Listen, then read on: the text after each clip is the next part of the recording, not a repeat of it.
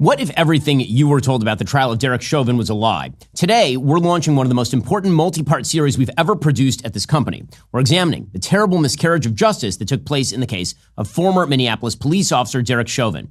This will be a comprehensive multi-episode breakdown of the case. All the facts, all the evidence, all the political context. We're going to tear this case apart piece by piece. By the end, I think you'll agree with me that President Trump should immediately pardon Derek Chauvin for his federal convictions. New episodes of this series will be dropping every Tuesday and Thursday. Watch them, share them, join the discussion with Daily Wire members and Ben Shapiro Show producers inside the Daily Wire Plus app. The truth matters and justice matters, and you're not going to hear this anywhere else. This is The Case for Derek Chauvin, Episode 1, The Background.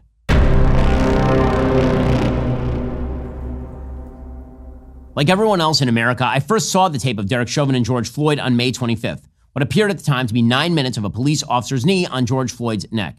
Given the tape alone, I drew the same conclusions most Americans drew. I tweeted that the police officer's behavior was abhorrent. I called for his prosecution. I stated that nobody is defending the actions we all witnessed. So it's not as though I was initially a believer in Derek Chauvin's innocence. And then, over time, new evidence emerged. A lot of new evidence. And I realized I had done something absolutely wrong. I had rushed to judgment. As new information was released, the full body camera footage, the complete autopsy findings, the Minneapolis Police Department training materials, my viewpoint changed, and it changed dramatically. But for most Americans, their only opinion on the case was formed in the hours after the original tape broke. They didn't know about the new evidence, or they didn't care. The legacy media were deeply complicit in this. They didn't cover the details of the autopsy, the details of the complete body camera footage, the defense presentation at trial. They let that original impression sit in the minds of the American people for years. And they did that for a reason. They had a predetermined narrative of the race-based guilt of Derek Chauvin, and according to the left, of white people everywhere. Taking stock of these larger forces at play helps to make sense of the bias that continues to this day. The George Floyd narrative was set. A racist white police officer murdered a black man in cold blood. Case closed. Evidence to the contrary? Irrelevant. MPD training protocols dismissed. Toxicology report ignored. Medical examiner's findings about contributing factors. Conspiracy theories. Consider, for example, ESPN's Stephen A. Smith, who last week dismissed my call to revisit the Chauvin trial by declaring on his show that he, quote, doesn't care about the autopsy, effectively admitting he doesn't care about the facts or the truth. This cavalier dismissal of medical evidence perfectly encapsulates how much of America approaches this case. See, you're trying to go down the lane I wasn't trying to go down. I'm not going to let you take me there, which is why I turned down your invitation to appear on your show. We're not getting into all of the science and what the doctor said and an autopsy report, even though I just read it to you to some degree. We don't have to go there. A proper analysis of any case requires examining all the available evidence, not just the parts that confirm pre-existing narratives based on the first available information. The media, the politicians, the prosecutors, they had no interest in presenting the complete picture. Judging by their reaction to the announcement of this series, they still don't. You're not going to hear it from CNN. You're not going to hear it from MSNBC. You certainly won't hear it from politicians who built their careers on the back of this case. But you'll hear it here, because unlike those who rendered judgment and moved on, I believe truth emerges when we're willing to revise our positions in light of new information. On March 4th, 2025, I launched a petition at pardonderek.com calling on President Trump to exercise his constitutional authority to pardon former Minneapolis police officer Derek Chauvin from his federal convictions in the death of George Floyd. This isn't just about one man, though the unjust conviction of one man should be enough. This is also about restoring the rule of law after a disgraceful period of politically motivated, race and identity-obsessed weaponization of the justice system. Since returning to office, President Trump has been taking historic action to dismantle the radical ideological framework infecting our institutions. In just 6 weeks, he's signed nearly 100 executive orders and taken over 400 executive actions, declaring that America will be woke no longer. He's systematically dismantling DEI programs across the federal government. He's targeting what he calls the tyranny of diversity and forced so-called inclusion in our institutions. He's banned men from women's sports, returned education to a merit-based system, declared there are only two genders in America. But all of it will remain incomplete if we don't address the original sin that kickstarted the entire woke revolution. The match that lit the powder keg of woke insanity that then spread through every American institution like wildfire. President Trump's war on wokeness cannot be considered complete unless he addresses the fundamental injustice that started it all. Pardoning Derek Chauvin is about making a definitive statement that the rule of law matters more than mob justice, that America is finally ready to correct the catastrophic error that sent our country spiraling into years of racial division and leftist cultural supremacy. And of course, I understand that this is politically radioactive. I get it. I understand the entire American left will melt down completely if President Trump were to do this. I get that the media will lose their collective minds. And frankly, I don't care, because justice should matter more than political expediency. I think that it is sadly another example of blatant disrespect for the law, blatant disrespect for George Floyd and his family and people who remember those very, very ugly days. I hope that Donald Trump has enough humanity to recognize that releasing Derek Chauvin would cause untold injury to George Floyd's family and the many, many people who feel vulnerable. This is to create dissension. This is to create animosity. This is to create protests in the streets. Just let it stand. I mean, really, just let it. What crime can the insurrectionist? Right now, Derek Chauvin. Come on. Now. Tell me what crime you're just going to allow it to stand because it's a crime. The inciting event for the BLM riots that caused $2 billion in property damage and set race relations in America on their worst footing in my lifetime was the death of George Floyd, of course. The evidence demonstrates conclusively Officer Derek Chauvin did not commit murder. There were no accusations, even at his state trial, that Chauvin had committed a hate crime against George Floyd or targeted him because of his race.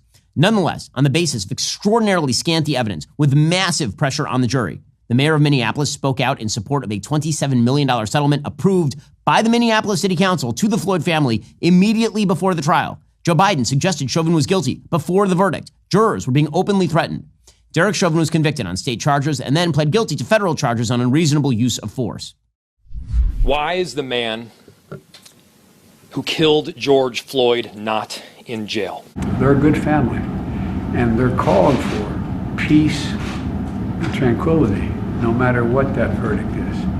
I'm praying the verdict is the right verdict, which is, I think it's overwhelming in my view. I am very hopeful, and I hope that we're going to get a verdict that is say guilty, guilty, guilty. And if we don't, we cannot go away. And not just manslaughter, right? I mean... Oh, no, not manslaughter. No. This is guilty for murder. It became intentional and deliberate. And justice must be intentional and deliberate in this courthouse. And so today's settlement reflects our shared commitment to advancing racial justice, our sustained push for progress, our commitment to Minneapolis, and our commitment and compassion to one another. Now, critics will argue, and they have argued, what's the point? Even with a federal pardon, Chauvin would still serve his state sentence. After all, A.G. Ellison is still in charge over in Minnesota, and so is Tim Walz. This is technically true, of course, but it fundamentally misunderstands the critical differences between federal and state incarceration that would make a presidential pardon extremely significant. Chauvin was arrested 4 days after Floyd's death. At first, he received a third-degree murder charge, which would have required proof of intent or premeditation. But public pressure kept increasing. The mob demanded retribution. A Change.org petition to raise the degree amassed nearly 3 million signatures online, and hashtag Raise the Degree trended #1 on Twitter on the day of Chauvin's arrest. State prosecutors, knowing they could not successfully argue a first-degree charge, decided to simply add a charge instead. Less than a week later, Chauvin was charged with second-degree murder, which doesn't actually require intent. Coleman Hugh's meticulous 2024 analysis of the Chauvin case via the Free Press exposes precisely why a pardon is morally imperative. Simply put, the prosecution failed to meet the constitutionally required burden of proof beyond reasonable doubt, the absolute cornerstone of our criminal justice system. When two plausible explanations exist for Floyd's death, one implicating Chauvin and one pointing to Floyd's severe heart disease and fentanyl levels, the legal standard would be acquittal. The case against Chauvin collapses under proper scrutiny of the evidence. To make matters worse, by May 2021, Merrick Garland's DOJ brought down civil rights charges against Chauvin for unreasonable force under the color of law. Having been found guilty on all counts in his state trial just a few weeks prior, Chauvin took a plea deal so he wouldn't have to face trial again. When basic judicial standards aren't met, when reasonable doubt clearly exists, as Hughes and others have meticulously documented, it becomes not just appropriate, but essential for the president to exercise his constitutional power of clemency. The federal charges should never have been issued in the first place, which is exactly why the presidential pardon power exists, to correct fundamental miscarriages of justice that occur within the federal system. Here's an additional and integral detail that, aside from me, ironically, only CNN has mentioned. Derek Chauvin is currently serving concurrent sentences, 22 and a half years on state charges, 21 on federal charges. Under Minnesota's state sentencing structure, inmates typically serve only 2/3 of their sentence behind bars. The remaining 1/3 is under supervised release. That's codified in Minnesota Statute 244.101, which stipulates that for felony offenders sentenced to a fixed executed sentence, the executed sentence consists of two parts. First, a specified minimum term of imprisonment that is equal to 2/3 of the executed sentence, And second, a specified maximum supervised release term that is equal to 1/3 of the executed sentence. That means Chauvin would serve approximately 15 years of his 22.5-year state sentence in actual confinement. But the federal system operates differently. Federal inmates earn good time credit that reduces sentences at a much lower rate than state systems. According to federal guidelines, prisoners can earn up to 54 days of good time credit per year for good behavior. On a 21-year federal sentence like Chauvin's, the maximum reduction would only be about 3.1 years, resulting in approximately 17.9 years of actual incarceration, 3 years longer than what he'd serve under Minnesota's more lenient system. Additionally, Minnesota recently enacted the Minnesota Rehabilitation and Reinvestment Act, which could potentially allow prisoners to be released after serving about half of their sentence rather than 2/3 if they demonstrate good behavior and participate in rehabilitative programs. While there are questions about Chauvin's eligibility under the specific exclusions of the MRRA, this could potentially reduce his incarceration time to 11.25 years if he qualified. So a federal pardon from President Trump wouldn't just be symbolic. It could potentially reduce Chauvin's actual incarceration by several years. Aside from all of this, he should have, through the appellate process, been granted a new trial due to the prejudicial pretrial publicity, jury intimidation, the trial court's abuse of discretion in failing to change venue, which collectively violated his constitutional right to due process and a fair trial.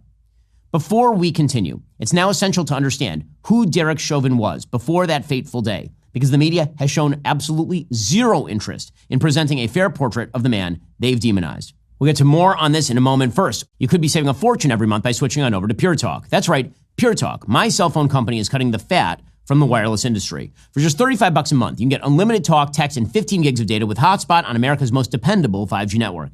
The average family of four saves over $1,000 a year when they switch on over to Pure Talk. That is real money back in your pocket. Plus, it's back. When you switch to Pure Talk's super low $35 plan this month, you'll get 1 year of Daily Wire Plus for free. Access the library of DW Plus movies, series, and documentaries, including Lady Ballers, What is a Woman, Mr. Bertram, Run, Hide, Fight, and much, much more. Uncensored, ad-free daily shows. 1 year free of DW Kids platform, Benke, plus a free Leftist Tears tumbler. The only way you can get all that stuff is by going to puretalk.com/Shapiro. Switch on over to Pure Talk at puretalk.com/Shapiro. Get a year of Daily Wire Plus for free with a qualifying plan. Pure Talk, wireless by Americans for Americans. Also, Grand Canyon University, a private Christian university in beautiful Phoenix, Arizona, believes we are endowed by our Creator with certain unalienable rights to life, liberty, and the pursuit of happiness. GCU believes in equal opportunity and that the American dream starts with purpose. GCU equips you to serve others in ways that promote human flourishing and creates a ripple effect of transformation for generations to come. By honoring your career calling, you impact your family, your friends, and your community. Change the world for good by putting others before yourself to glorify God. Whether your pursuit involves a bachelor's, master's, or doctoral degree, GCU's online, on-campus, and hybrid learning environments are designed to help you achieve your unique academic, personal, and professional goals. With over 340 academic programs as of September 2024, GCU meets you where you are and provides a path to help you fulfill your dreams. The pursuit to serve others, that's yours. Let it flourish. Find your purpose at Grand Canyon University. Private, Christian, affordable. Visit gcu.edu. You know, there are enough bad higher institutions of education out there in the country. GCU is not one of those. It's great. Go check them out right now. gcu.edu. That's Grand Canyon University, gcu.edu. Derek Chauvin was born and raised in the St. Paul area of Minnesota. He attended Park High School in Cottage Grove, a predominantly white suburb where he later lived as an adult. Although he didn't initially complete high school, Chauvin persevered. He obtained his GED. He attended several community colleges, and ultimately he graduated from Minnesota's Metropolitan State University in 2006 with a bachelor's in law enforcement. Chauvin's dedication to service extended beyond law enforcement. He served as a military police officer from 1996 to 2000, stationed in Rochester, Minnesota, and Hohenfels, Germany. His career included work as a security guard, as a McDonald's cook, before he joined the Minneapolis PD as a community service officer in January 2001, eventually serving 19 years on the force. Throughout his career, Chauvin received recognition for his service. He was awarded 2 Medals of Valor, one in 2006, another in 2008, as well as 2 Medals of Commendation in 2008 and 2009. In 2006, Chauvin was specifically recommended for a Medal of Valor for his role in a shooting incident involving a man who aimed a shotgun at officers. The exact kind of courageous action the media conveniently ignored when they were crafting their narrative about the deeply evil cop. The left wants you to believe that Derek Chauvin was a rogue officer with a history of brutality. They breathlessly reported that he had 18 complaints over his 19-year career, as if that's some sort of smoking gun, proving he was a racist monster waiting to kill somebody. But when you actually examine the complaints one by one, what you find is not a pattern of abuse, but rather the normal course of what tends to happen when you're policing high-crime areas for nearly 2 decades. The 3rd precinct, where Chauvin worked, had dramatically higher complaint rates than other precincts in Minneapolis. It's critical to understand that increase was not due to worsening officer behavior, but rather to changes in the complaint filing process that made it significantly easier for citizens to report perceived misconduct. Further context comes from understanding disciplinary outcomes. Only about 1.5% of complaints filed against Minneapolis police resulted in suspensions, terminations, or demotions between 2013 and 2019. When including letters of reprimand, that rate rises to just 2.6%. This means the overwhelming majority of complaints were found by the Minneapolis Police Department to be specious. When we consider all these statistical factors, a department with a civilian review board with 80% more complaints, working in the highest complaint precinct in the city, with an exceptionally low rate of disciplinary findings, a statistically realistic benchmark for an officer in Chauvin's position over 19 years should probably be significantly higher than the national average of 1.8 complaints. Yet the media continues to utilize that last number to distort the national view of Derek Chauvin. So let's go through the complaints chronologically so you can see exactly what we're dealing with here. In 2006, Chauvin was one of 6 officers who responded to a stabbing. A suspect named Wayne Reyes, who had allegedly stabbed his girlfriend and a friend, was shot dead when he pointed a shotgun at officers from his truck. This wasn't an unarmed suspect gunned down in cold blood. This was an armed, dangerous suspect who had already violently attacked 2 people and was threatening to kill police officers with a shotgun. All the officers, including Chauvin, were put on paid leave during the investigation. That's standard protocol. And of course, they were then cleared because they acted appropriately in the face of a deadly threat. In fact, Chauvin later got a Medal of Valor for his response in this incident.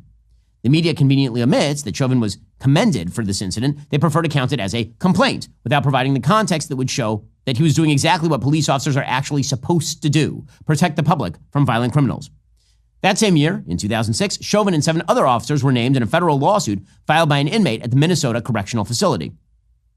This is the type of frivolous lawsuit that gets filed against police officers all the time. How serious was it? The case was dismissed the following year. The media still counts that as a complaint against Chauvin. Now, the fact the lawsuit was dismissed tells you everything you need to know about its validity. That doesn't stop the media from including it in that running tally of complaints.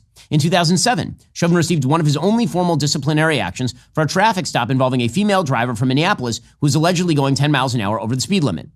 Despite Chauvin being accused of being too aggressive, this was a complaint about a traffic stop. No one was injured. The discipline was a letter of reprimand, not a suspension, not a demotion, not criminal charges, a letter. In 2008, Chauvin responded to a 911 domestic assault call. When he arrived, he and his partner confronted Ira Latrell Tolles, who was hiding in a bathroom. According to the police report, when Tolles tried to flee, he grabbed at Chauvin's gun, forcing Chauvin to fire twice, hitting Tolles in the stomach. Tolles survived. Chauvin was placed on paid leave during the investigation. Again, that's standard protocol. The subsequent investigation cleared Chauvin. His actions were deemed appropriate when confronting a domestic violence suspect who attempted to take his weapon. In fact, he got another Medal of Valor for that incident. In 2011, Chauvin was part of a group of 5 officers who chased down a man named Leroy Martinez in a housing complex after they spotted him running with a pistol. One of the officers, Terry Nutter, shot Martinez in the torso. Martinez survived. All the officers were placed on leave. They were ultimately absolved of any wrongdoing.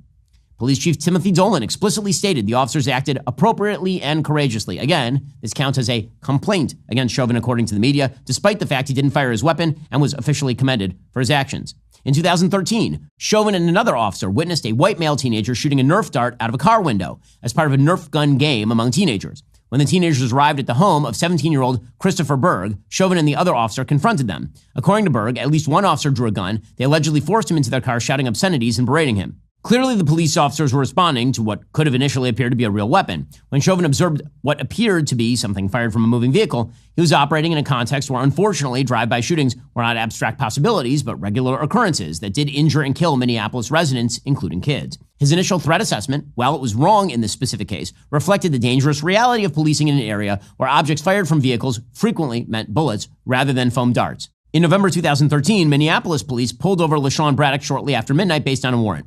Braddock claims when he hesitated to get out of the car, an officer aggressively hit his window with a flashlight, and then other officers tried to pull him from the car. Braddock admittedly hesitated to comply with police commands, so it makes sense that after he hesitated to comply, officers used necessary force to subdue him. Non-compliance with police orders, even if you have a good reason, typically results in officers escalating their use of force. That is standard procedure nationwide. Another complaint stems from February 15th, 2015, when Chauvin arrested Julian Hernandez at the El Nuevo Rodeo nightclub, where Chauvin worked as an off-duty security officer. According to Chauvin's report, Hernandez tried to leave the club through the wrong door, and Chauvin escorted him down a stairwell. Hernandez, who admitted he had been drinking, claims Chauvin pushed him down the stairs. Outside, Chauvin reported that Hernandez tried to turn around as he was preparing to handcuff him, so he pushed him away by applying pressure toward his lingual artery. Hernandez claimed Chauvin told him, "You just need to leave," but wouldn't allow him to leave and then choked him. He said he tried to sue the department, but no lawyer would actually take the case, so he let it go. So, here's the situation. An intoxicated patron at a nightclub, trying to exit through the wrong door, escorted out by security, allegedly resisting being handcuffed. Chauvin applied a restraint technique to control the situation, which is typically what security personnel are supposed to do. The fact Hernandez couldn't even find a lawyer willing to take his case speaks volumes about the credibility of the accusations. In April 2016, Chauvin was involved in an incident with a man named Jimmy Bostic at the Midtown Global Market. Private security guards had asked Bostic to leave after he was accused of panhandling. Bostic argued. Chauvin was called in. Chauvin escorted Bostic outside, writing in the arrest report that Bostic had threatened to spit on the owner. I closed distance with Bostic, Chauvin wrote, and secured his neck-head area with my hands. Bostic claimed that as Chauvin and private security guards attempted to put him in cuffs, he yanked his arm back and then Chauvin wrapped his arms around his neck. After being released from police custody, Bostic said emergency medical workers took him to the hospital where he stayed for over a day due to an asthma attack.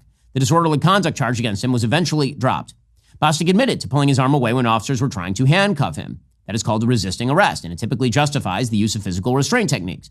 He was treated and released at the scene, deciding on his own to go to the hospital. This complaint, like all the others, resulted in no disciplinary action because Chauvin was following department protocols. In June 2017, Chauvin responded to a call where a woman named Zoya Code had allegedly tried to strangle her mother with an extension cord. Code claimed that her mom was the one swinging the cord around and that she merely grabbed hold of it.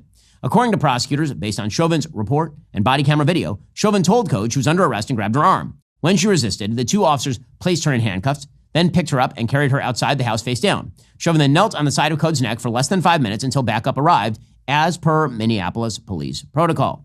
The misdemeanor domestic assault and disorderly conduct charges filed against Code were ultimately dropped, but no disciplinary action was taken against Chauvin because he was following department protocols for subduing a non-compliant suspect in a domestic violence situation, one of the most volatile and dangerous calls officers respond to.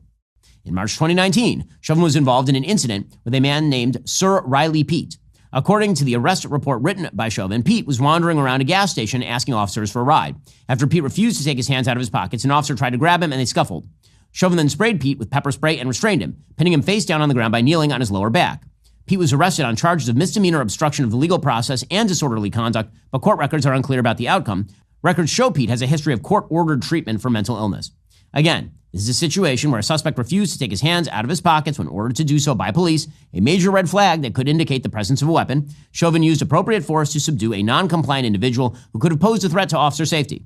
So, that's it. The supposedly damning 18 complaints against Derek Chauvin. What do they actually show? What they actually show is an officer working in high crime areas for 19 years, dealing with non-compliant suspects, domestic violence situations, armed suspects, intoxicated individuals. In all but 1 or 2 minor cases, investigations cleared Chauvin of wrongdoing. Most importantly, none of these complaints suggest racial bias. Of the incidents where the race of the individual is mentioned, we have complainants who are white, black, Latino, Native American. There is no pattern suggesting Chauvin targeted people of color. He was an equal opportunity enforcer of the law who operated in a diverse, high-crime area. The left would love you to believe these complaints prove Chauvin was sort of a ticking time bomb who should have been removed from the force years ago. But when we actually examine the details, what emerges is a portrait of an officer doing a difficult job in challenging circumstances, operating within departmental guidelines. Now, the left would rather you not know these details because they contradict the narrative that Chauvin was a racist monster who deliberately murdered George Floyd out of some sort of racial animus. But facts don't care about their feelings. The facts show Chauvin's record was typical for a veteran officer working in a high-crime urban environment. Chauvin's then-wife, Kelly Chauvin, a Hmong American who won the Mrs. Minnesota pageant, described him in a 2018 profile as such a gentleman and just a softie beneath his uniform. Derek's marriage was further collateral damage in the wreckage following Floyd's death and his own conviction.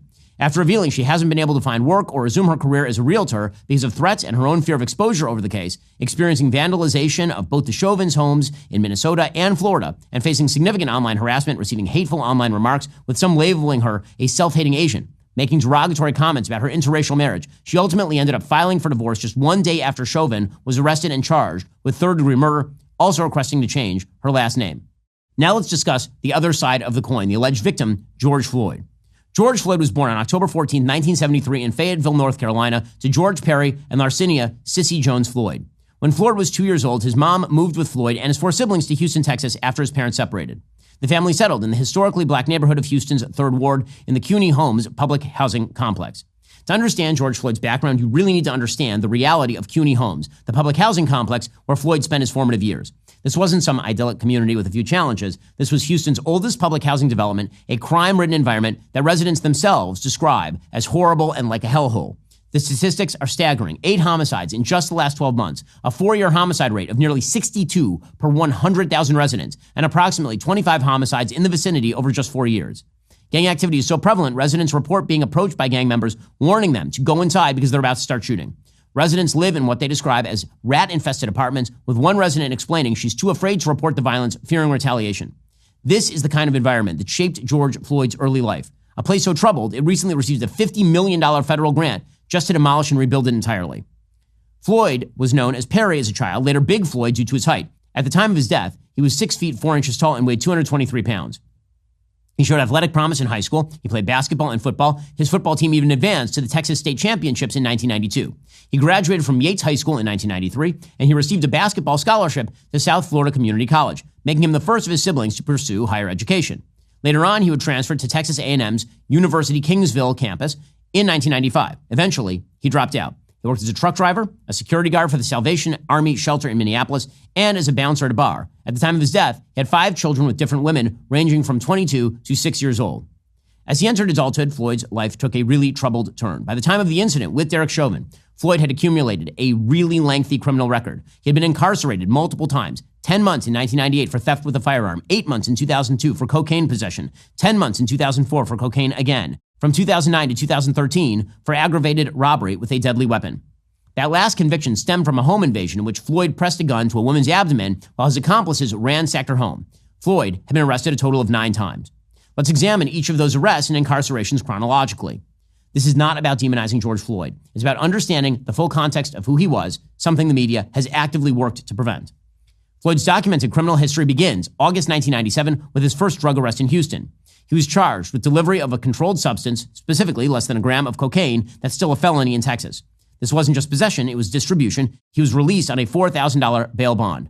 On October 20th, 1997, Floyd pled guilty to this charge. He received a sentence of 180 days, 6 months, in Harris County Jail.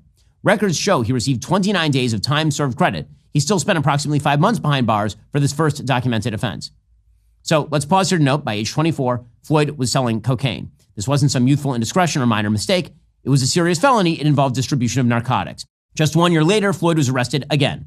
This time, he was arrested for aggravated robbery with a firearm. It's a pretty serious violent felony. This was released on a $30,000 bond, a substantial amount reflecting the seriousness of the charge.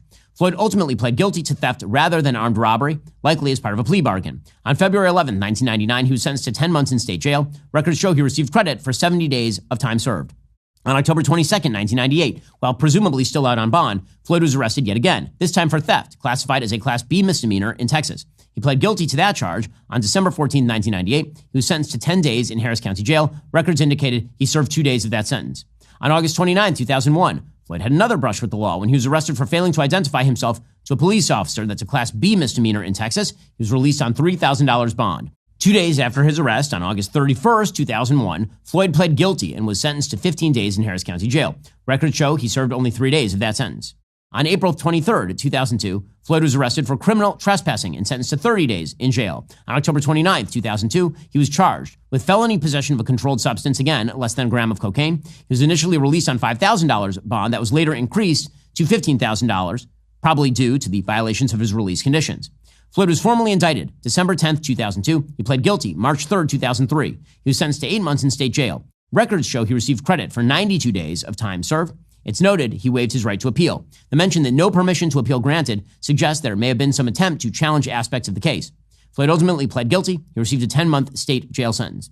Floyd was then arrested again in December 2005, charged with possessing less than 1 gram of cocaine. According to court records, prosecutors later increased the charge to possession with intent to deliver a controlled substance, alleging that Floyd actually had more than 4 grams of cocaine. It's a much more serious offense. The charge was eventually reverted back to simple possession of less than a gram. Despite that reduction in charges, Floyd received a 10-month sentence in state jail. That marked his 4th drug conviction in less than a decade. Now we come to the most serious crime in Floyd's record, which the media has been particularly reluctant to discuss in detail. In 2007, Floyd participated in a home invasion robbery that can only be described as terrifying for the victim involved. According to the court documents, Floyd was part of a group of 6 men who targeted a home for drugs and money. One of the men posed as a water department employee wearing a blue uniform to trick the female resident into opening the door. When she realized the deception and tried to close the door, a struggle ensued. At that point, a Ford Explorer pulled up. 5 other men, including Floyd, exited the vehicle and approached the house. Floyd, who is identified as the largest member of the group, forced his way inside the residence and forced her into the living room. The court report says that while Floyd held the gun on the victim, another armed suspect struck her in the head and sides with his pistol as she screamed for help. The group searched the home for drugs and money. When they didn't find what they were looking for, they took the woman's jewelry and cell phone before fleeing. Police later tracked down the vehicle based on a license plate number provided by a neighbor who witnessed the robbery. They found Floyd behind the wheel. The victim later positively identified Floyd as the large suspect who had held the gun to her abdomen. Floyd was charged with aggravated robbery with a deadly weapon, a first-degree felony in Texas. He pled guilty in 2009. He was sentenced to 5 years in prison. He served his time. He was paroled in 2013. In total, Floyd was arrested at least 9 times. He was convicted of at least 7 separate criminal offenses, including 4 drug crimes and a violent home invasion robbery where he held a gun to a woman's abdomen.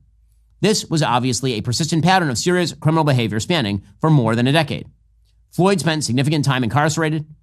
By this calculation, he served approximately 10 years in various jails and prisons. Between 1997 and 2013, Floyd actually spent more time incarcerated than he did as a free man. The media have engaged in a deliberate attempt to sanitize Floyd's background to present him as something other than what his record shows. They painted a picture of a gentle giant whose only crime was passing a counterfeit $20 bill. That portrayal is demonstrably false based on the extensive criminal record that we've just detailed. The police officers who encountered him on that last day were not dealing with a citizen who just made a minor mistake one day. They were dealing with somebody who had a long history of criminal behavior, unfortunately including violence and resistance to police. We've covered a lot of ground today in this first episode of our 5-part series on the case for pardoning Derek Chauvin. We've examined the backgrounds of both Derek Chauvin and George Floyd. Not the filtered versions you've been fed by the legacy media, but the actual facts about who these men really were. We've looked at the serious problems with the narrative surrounding Chauvin's complaint record. We've looked at George Floyd's criminal record. In episode 2, we're going to dive deep into the powder keg that was Minneapolis in May 2020. We'll examine the radical progressive politics that had taken hold of the city, the defund the police movement that was already gaining steam, the specific tensions in the 3rd precinct where this fateful encounter occurred. Then we'll go, moment by moment, through the actual footage, not the selectively edited clips you saw on CNN, the complete, unedited video that shows what really happened that day. You'll see for yourself how Floyd was saying he could not breathe while he was still in the police car before he was even removed and put on the ground, how he actively resisted being placed in the vehicle, how Chauvin was following MPD-approved restraint techniques throughout the encounter. In episode 3, we'll analyze the autopsy findings and medical evidence in excruciating detail. In episode 4, we'll relitigate the jury and trial, and in our final episode, we'll bring you up to date on Derek's case.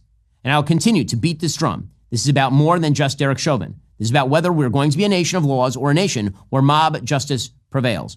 President Trump has begun the critical work of reversing the evils inflicted on our country over the past several years. DEI is being dismantled. Merit is being restored. American values are returning to our institutions. But this work can't be complete until we address the original catalyst that sent our country spiraling into woke madness in the first place, the railroading of Derek Chauvin. Stand up for the rule of law. Go to pardonderek.com today. Sign our petition. We'll also put up the website to donate to Derek Chauvin's legal defense fund in the description. Join us right here on The Ben Shapiro Show on Tuesdays and Thursdays for the next few weeks for future episodes in this series. Okay, meanwhile, a lot happening in the news. The big controversy of the day is all about the Trump administration deporting members of Tren de Aragua over to El Salvador to be kept in a prison over there. And this apparently is the end of the republic.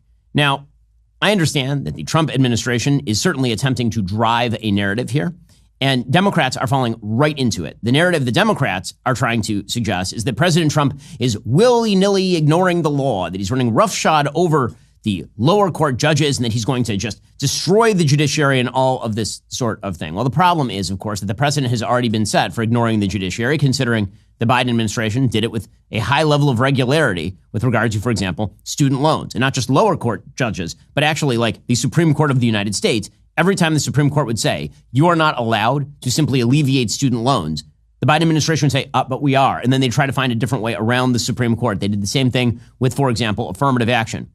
And so the precedent has been set there. But this particular case is the one that the left is focusing in on because they say it's all about the willingness to ignore law. President Trump is tyrannical demagogue and all the rest of this. The argument by the Trump administration is we're not ignoring the law. We are actually fulfilling the law. We are doing what we are supposed to do. And no district court judge is going to orally tell us that we have to turn around an airplane in the middle of its flight and have it come back to the United States while it's over international waters. That's not how airplanes work. It's possible they didn't have the fuel to turn around and get back to the United States. The planes that were already on the ground, by the way, never left the United States. So the idea that the Trump administration is sort of wholesale defying federal courts, that is not particularly true. The narrative that the right is attempting to drive, and it's a narrative that I think is going to have some teeth, is why are you guys defending so strongly Tren de Aragua members not being deported? These are members of a Venezuelan murderous gang. Do you want them in the United States? You guys seem to want an awful lot of bad people in the United States. You want Hamas supporters like Mahmoud Khalil in the United States.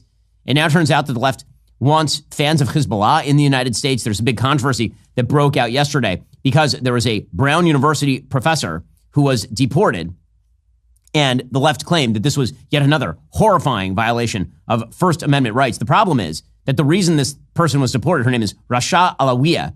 The reason is because she had pictures on her phone from a visit to Lebanon where she went to the funeral of Hassan Nasrallah, the head of Hezbollah. If you go to the funeral of a terrorist, pretty sure we don't need you in our country. The left tried to jump to the defense of this person. The suggestion was that she had done nothing wrong and that she followed his teachings, quote, from a religious perspective, but not a political one. He was the leader of a massive terrorist group responsible for murders of Americans and others. So yeah, you should go. But the Democrats seem to be totally unable to dissociate from the worst kinds of immigrants to the country. So they're totally underscoring what President Trump has been arguing all along, which is they don't just want an open border. They want the worst people in the world coming to the United States, apparently. So we'll get to the legal theory in a moment, but you can see the narrative fight that is building up. So Caroline Leavitt has just been clubbing people about the ears with this narrative. She's very skilled at this. Here she was at the White House yesterday saying, you know why we are deporting members of Tren de Aragua? In order to save people's lives. Tren de Aragua is now a designated foreign terrorist organization. And as I said, there were nearly 200 Tren de Aragua members who were sent to El Salvador this weekend. Countless lives will be saved because of this action. And if you talk to the families, the Angel families, as I mentioned, Blake and Riley and Jocelyn Nungray, they understand the grave cost of life at the hands of these illegal terrorists. And the president is proud to deliver on that promise for them. As for the implication that there are going to be mass deportations and everybody's going to get deported, Caroline Leavitt said, well, I have another suggestion, which is if you're here illegally, maybe you should self-deport.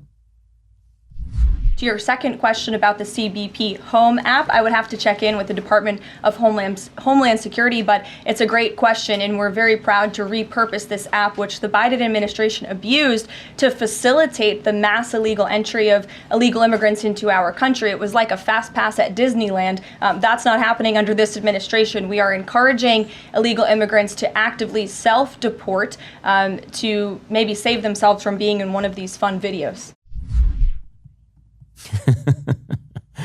She, of course, was referencing the fact that yesterday the White House put out a video showing many of these Tren de Aragua members being taken off the plane in Venezuela and basically celebrating that fact.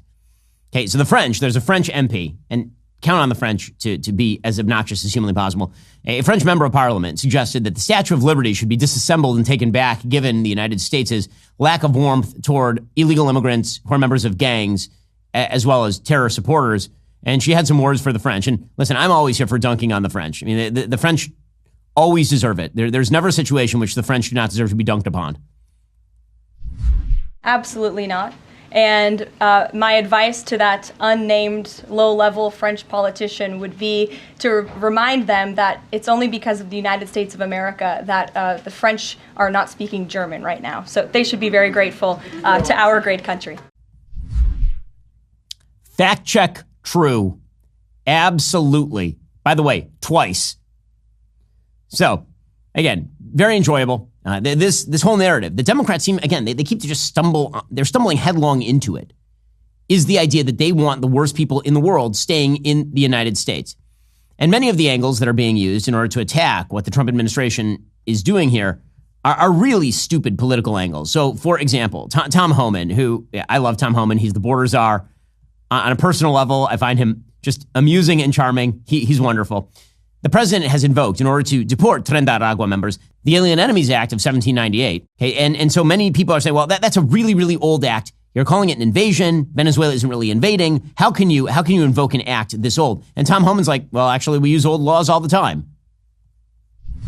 What do you say to those who claim you're using a 200-year-old law to circumvent due process? An old law? Not as old as the Constitution. We still pay attention to that, don't we? But some would say this. I think the thing I love the most about Tom Homan is he's absolutely out of central casting. He does not give any bleeps at all about how the media think of him. And so he just walks in right off the set of a 1957 Western and just starts applying the law. It's really funny. Homan was asked about these flights that are being sent from the United States to other countries containing illegal immigrants. And he's asked what his plans are, and his answer is pretty great. you got 30 guys in the stack going on different busts every single day, you're going to run out of money. It doesn't look like you're getting support from the Democrats on this. You're going against the judges now. What's next? Another flight. Another flight every day. Teams are going to be out there every day. Every day, the men and women of ICE are going to be in the neighborhoods of this nation arresting criminal, illegal alien, public safety threats, and national security threats. Lawrence, you're not going to stop us. We made a promise to the American people. The President Trump has made a promise to the American people. We're going to make this country safe again. Now, meanwhile, Stephen Miller, who's the architect of much of this immigration policy, and Stephen's a super smart guy. He's a deputy in terms of policy for the president. He's a senior advisor to President Trump. He's on CNN with Casey Hunt. And Stephen Miller goes on cable shows and beats up hosts and chews bubble gum. And he's all out of bubble gum today. So he was on CNN with Casey Hunt, and she was asking him about the invocation of the Alien Enemies Act. And here was Stephen Miller taking her to school. The statute says that a president has the ability to repel an invasion or predatory incursion that is directed by a foreign state government. or a government, right? Are they a state or a government? This would be, yes, it is documented that TDA was sent by the Venezuelan government in the proclamation. And here's an even more important point. Under the Constitution, who makes that determination? A district court judge elected by no one, or the commander-in-chief of the Army and Navy? The president and the president alone makes a decision of what triggers that determination. So do you then in the think we statute. are actually at war with Venezuela, the nation state of Venezuela? You're not hearing me, and you're not understanding me. And he's right. What he is suggesting there is if there's an invasion by a foreign nation, and if Tren de Aragua is being sent by the Venezuelan government, and he suggests there's documents that show this, to the United States in order to create havoc, in order to export them from Venezuela here, then that constitutes an invasion by definition of the president. This is the other point he's making. He's saying that authority for interpretation rests with the president, not with the district judge. Now, if it gets to the Supreme Court and the Supreme Court interprets it differently, then maybe that changes the rules. That is the argument that is being made by the Trump administration. A lot of bother is being disseminated about the sort of angle here by the Trump administration with regard to all of this. Andy McCarthy has a breakdown of this over at National Review. According to Andy McCarthy, he points out that the president ordered the deportation with no court process, purportedly pursuant to that Alien Enemy Act, which is a late 18th century statute. It's been invoked 3 times in American history: 1812, World War I, World War II. He says that there may, in fact, be some legal problems with what the Trump administration is doing. He said it's near certain the administration knowingly defied an order issued Saturday evening by Chief Judge James Boasberg to suspend the initiative to deport the Venezuelans, which included an admonition to turn around any deportation flights that had already departed and return detainees to the United States. While a prosecutor temporized about whether he had information necessary to answer Judge Boasberg's questions about whether those deportation flights had taken off, the flights were already underway and continued on their path to El Salvador, it turned out. The Justice Department then tried to end-run further proceedings before Boasberg by filing an immediate appeal to the D.C. Circuit. That circuit issued an order on Sunday directing the filing of a brief tomorrow by the ACLU and other lawyers for the Venezuelans. The Justice Department has been directed to respond the following day. Meanwhile, Boasberg ordered the administration to appear at a hearing he planned to hold at 5 p.m. on Monday in order to probe whether those Trump officials knowingly defied his order on Saturday. And apparently, the Justice Department has asked Boasberg to cancel the hearing because, quote, the government is not prepared to disclose any further national security or operational security details about the deportation flights to plaintiffs or the public. So, they could theoretically say that they don't need to deal with Boasberg. They could deal with the upper court, the appellate court. They already appealed it. Instead, the DOJ is basically saying that they are not going to tell this judge anything. We'll see how that works out for them on a legal level. And again, it's a bit of a complicated legal case because it's unclear exactly the interpretation of the Aliens Enemy Act. It is not clear exactly what level of jurisdiction is applied here to a district judge who's talking about, for example, national policy, whether that district court judge has the ability to halt a flight that is already in mid-progress over the Atlantic Ocean or anything like that. Bottom line is the left is losing their mind over all of this. And again, I'm just not willing to hear it from people who spent all day, every day defending the various illegalities of the Biden administration. It seems strange to me that many of the same people who are willing to defend every legal excess of the Biden administration are now black letter law when it comes to the Alien Enemies Act. You found a weird hook to hang your hat on Here, for example, is ex-prosecutor Andrew Weissman, who you'll remember from his non-stellar work in the intel community, clashing with the Trump administration. I'm more concerned by the statements coming from that you did the clip of the press secretary saying no judge can do this. I'm sorry, who on God's green earth is she to say that? That's what the courts are for.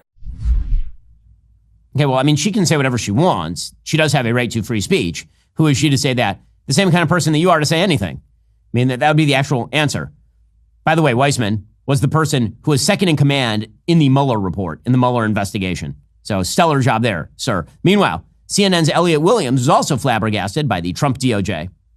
I have never seen an argument like that made. If a judge says you're guilty, if it's a bench trial, you're guilty right then, regardless of whether the judge memorializes it in writing. If the judge says, I hold you in contempt of court, if the judge says, I sentence you to 10 years in prison, all of those things have weight on the judge's words. Now, of course, a written ruling has, it explains things and so on, but I've never seen appeared in front of dozens of judges, clerked for 2 of them. When they say something, it has the weight of a ruling in court, full stop. So I'm curious to see what happens with this hearing and where they go at that point. Okay, so one of the questions here is that the judge apparently issued an oral ruling before the flights took off for Venezuela, but the written ruling didn't come until after the flights had taken off for Venezuela. Boasberg says that the oral order should count as much as a written one. A Justice Department lawyer told Boasberg no flights took off after the written order and said he couldn't share information in open court. He said, I'm not at liberty to provide any information about the flights. Okay, the bottom line here is that there is the politics and the law. The law will be decided presumably by the Supreme Court here as to whether the Alien Enemies Act applies.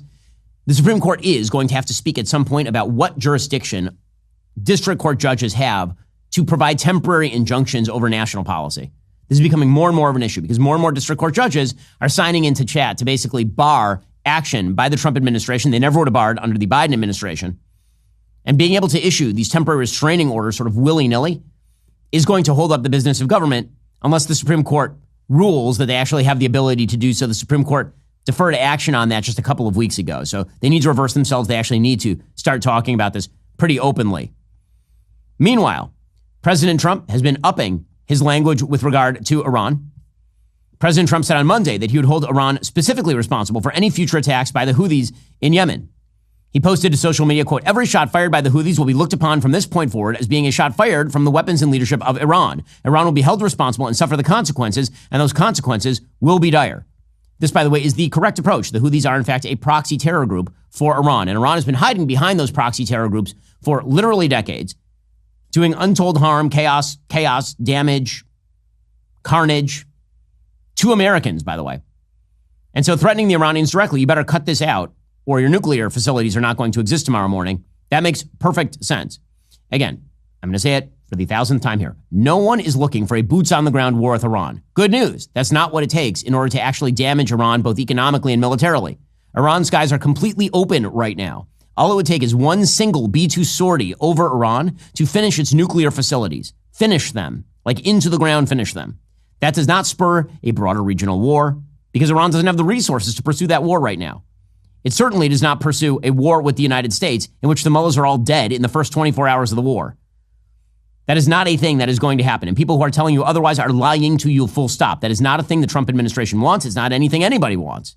A full-scale war with Iran. Certainly not something the Iranians want at this point. Meanwhile, senior Houthi politician Mohammed Ali al-Houthi, in a public rally on Monday, decried the U.S. strikes as terrorism.